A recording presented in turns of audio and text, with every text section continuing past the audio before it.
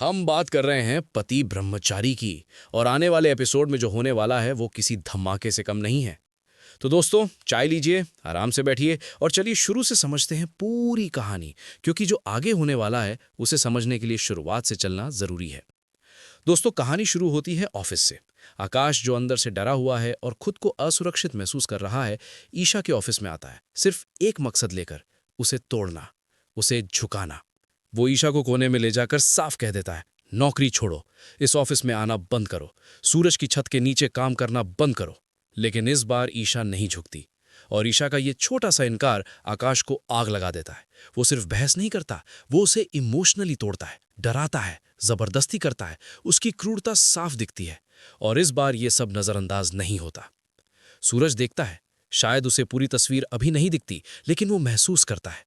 ईशा की आंखों में जो छाया है, उसके कंधों पर जो बोझ है, वो बताता है कि ये औरत आजादी से नहीं जी रही, वो बस जिंदा रह रही है। और इन दोनों में फर्क होता है। इधर आरव, ईशा का भाई, भी चुप नहीं बैठा है।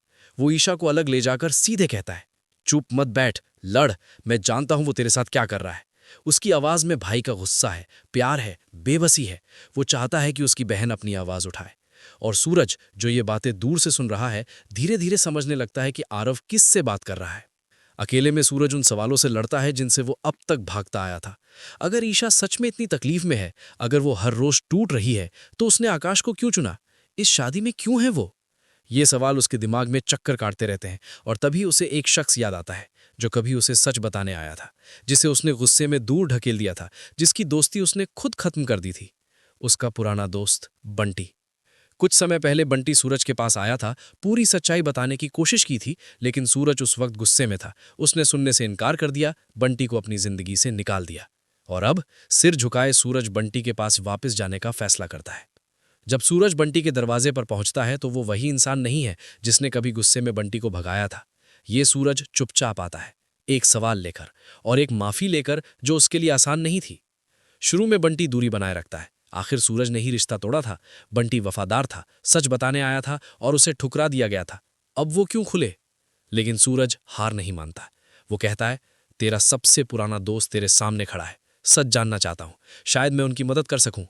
और उन शब्दों में कुछ ऐसा था जो बंटी को तोड़ गया, क्योंकि बंटी ने कभी परवाह करना बंद नहीं किया था, सूरज की, ईशा की और सच की। तो बंटी बोलने लगा।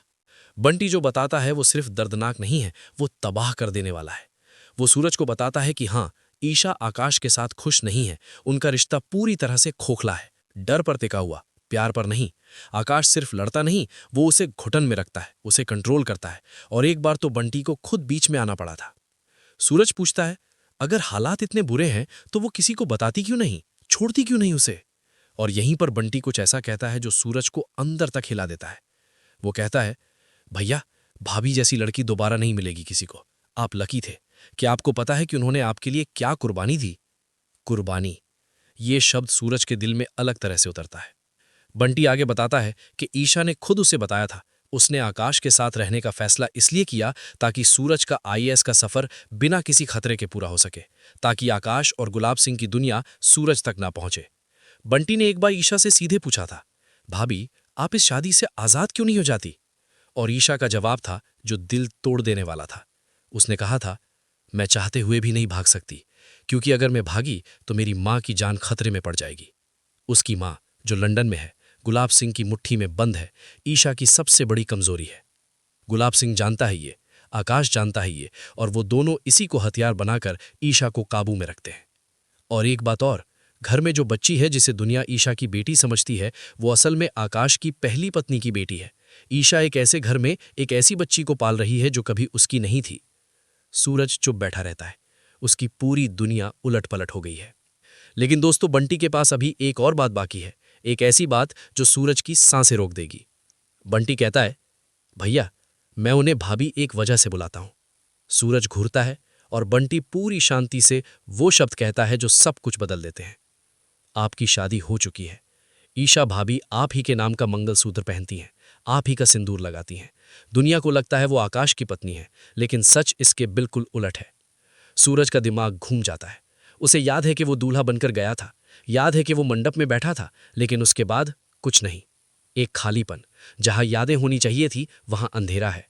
बंटी समझाता है कि आकाश ने उस दिन सूरज को इंजेक्शन लगाया था जानबूझकर, ताकि सूरज को उस दिन की कोई भी बात याद ना रहे, ताकि वो यही समझे कि ईशा ने उसे मंडप में ठुकरा दिया।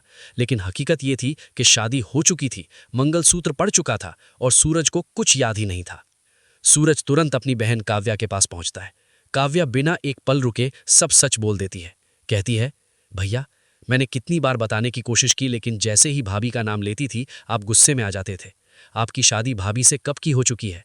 और फिर वो फोटो दिखाती है, सूरज दूल्हे के कपड़ों में मंडप में बैठा, खुद अपने हाथों से मंगलसूत्र पहनाते हुए। अपनी ही तस्वीर को देखकर सूरज के हाथ कांपने लगते हैं। अब सूरज के मन में एक ही ख्याल है, ईशा को वापस लाना, उसे अपने घर लाना, जहां वो हमेशा से थी, जहां वो हमेशा की थी। लेकिन काव्या और बंटी उसे रोकते हैं, समझाते हैं कि ये इतना आसान नहीं है। जब तक ईशा की मां सुरक्षित नहीं है, ईशा कहीं नहीं जाएगी। जब तक गुलाब सिंह के हाथ में वो ताकत है, ईशा हिल नहीं सकती।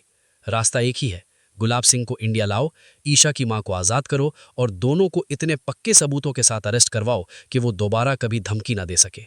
और सूरज, जो इसी मकसद के लिए बना था, अपनी पूरी ताकत लगाकर काम शुरू कर देता है। सूरज सीधे वार नहीं करता, वो चालाकी से काम लेता है। वो गुलाब सिंह के हर धंधे की जांच शुरू करता है, जो गैरकानूनी है और जो कानूनी दिखते हैं, सब पर एक एक करके अपने अधिकार और अपनी टीम के साथ वो सबको बंद करवाता जाता है। पैसा सूखने लगता है, कारोबार टूटने लगता है, इंदौर में बरसों में बना गुलाब सिंह का साम्राज्य दरकने लगता है। आकाश घबरा जाता है, गुलाब सिंह को फोन करता है और कांपती आवाज में कहता है, सब बर्बाद हो गया है। जब से सूरज आईएएस बना है, आपका हर बिजनेस बंद हो गया है। आप खुद आइए, हमारे बस की बात नहीं है। और यही तो सूरज चाहता था। वो चाहता था कि गुलाब सिंह खुद इंडिया आए, अपनी पत्नी के साथ, और जैसे ही आए उसे सबूतों के समेत जेल भेज दिया जाए। इधर ईशा अभी भी उस घर में टिकी हुई है, अभी भी सह रही है। आकाश उसके कमरे में आता है और ठंडी आवाज में कहता है कि चाहे कितना भी रो लो, अब वो ऑफिस में कदम नहीं रखोगी। लेकिन ईशा उसकी आंखों में देखती है और इस बार नहीं टूटती। वो कहती है, तुम चाहे कुछ भी करो, मैं वो नौकरी नहीं छोड़ूंगी। तुम जानते हो क्यों, जो करना है कर लो। आकाश तिलमिला जाता है, माँ का नाम लेकर धमकी देता है और ईशा एक पल के लिए डगमगाती है, क्योंकि वो जख्म कभी भरा नहीं, लेकिन वो टिकी रहती है। और फिर धीरे धीरे ईशा को समझ आने लगता है कि सूरज क्या कर रहा है। बिना किसी से सुने, बिना किसी पुष्टि के, वो महसूस करती है कि दीवार के उस पार कोई उसके लिए लड़ रहा है। और एक चुपचाप मल में वो फोन उठाती है, सूरज को बताती है, गुलाब सिंह इंदौर आ गए हैं, छुप कर हैं, और मेरी माँ भी आई हैं। सूरज और बंटी बिना देरी किए निकल पड़ते हैं। ईशा की मां को एक पुराने खंडहर में एक गुफानुमा जगह पे रखा गया है, चारों तरफ गुलाब सिंह के आदमी। सूरज रुकता नहीं, वो और बंटी वहां पहुंचते हैं, लड़ाई होती है और जब धूल बैठती है, ईशा की मां आजाद होती हैं। सूरज खुद उन्हें बाहर निकालता है और पहला चेहरा जो वो देखती हैं वो उनकी बेटी का होता है। उस पल ईशा के चेहरे पर जो भाव था वो शब्दों में नहीं उतरता। वो उस इंसान का चेहरा था जो सालों से सांस रोक कर जी रहा था और आखिरकार सांस ले पाया। लेकिन सूरज जानता है कि ईशा की मां की रिहाई काफी नहीं है। गुलाब सिंह ने मंत्रियों को खरीदा है, सिस्टम को अपनी मुट्ठी में रखा है और पहले भी बच निकला है। अधूरे सबूतों से अरेस्ट होगा तो बेल मिल जाएगी और धमकियों का सिलसिला फिर शुरू। तो सूरज रुकता है, पूरे धैर्य के साथ केस बनाता है, हर सबूत दस्तावेज में, हर गवाह सुरक्षित, हर कानूनी पहलू पक्का। और जब वो पल आता है, वो वार करता है। पुलिस आती है। गुलाब सिंह, जो दशकों से खुद को अछूत समझता था, गिरफ्तार होता है और साथ में आकाश भी। दोनों एक साथ हथकड़ियों में। और ईशा कुछ कदम दूर खड़ी पहली बार समझती है कि आजादी क्या होती है। जब सूरज और ईशा सच में आमने सामने खड़े होते हैं, बिना किसी रुकावट के, बिना किसी डर के, तो बाकी सब कुछ गायब हो जाता है। ईशा उसकी तरफ बढ़ती है और वो दोनों एक दूसरे से लिपट जाते हैं। उस गले मिलने में सालों की गलतफहमियां हैं, जबरदस्ती की जुदाइयां हैं और हर वो चुप्पी है जो मजबूरी में रखी गई थी। कोई बड़ा भाषण नहीं, कोई नाटकीय घोषणा नहीं, बस दो इंसान जो हमेशा एक दूसरे के लिए थे, आखिरकार घर पहुंचे। और आने वाले हफ्तों में वो जिंदगी जो उनसे छीनी गई थी, धीरे धीरे आकार लेने लगती है। वो साथ है, सच में साथ है, पहली बार। और जल्द ही ईशा एक ऐसी खबर लेकर आती है जो उनके मिलन को पूरा कर देती है। वो सूरज के बच्चे की मां बनने वाली है। उन सब तूफानों की राख से एक नई शुरुआत जन्म ले रही है। दोस्तों, मैं आपसे सच बोलूंगा, क्योंकि ये कहानी अभी खत्म नहीं हुई है। सूरज और ईशा का मिलना जंग का अंत नहीं है। गुलाब सिंह और आकाश जेल में है, लेकिन बेल भी होती है। और पैसे वाले बदले की आग में जले हुए इंसान कभी भूलते नहीं। आने वाले एपिसोड में आप इन दोनों खलनायकों का एक और भी खतरनाक रूप देखेंगे, क्योंकि जो इंसान घिर जाता है वो सबसे जानलेवा होता है। दोनों मिलकर एक ऐसी साजिश रचेंगे जो सूरज और ईशा से सब कुछ छीनने की कोशिश करेगी।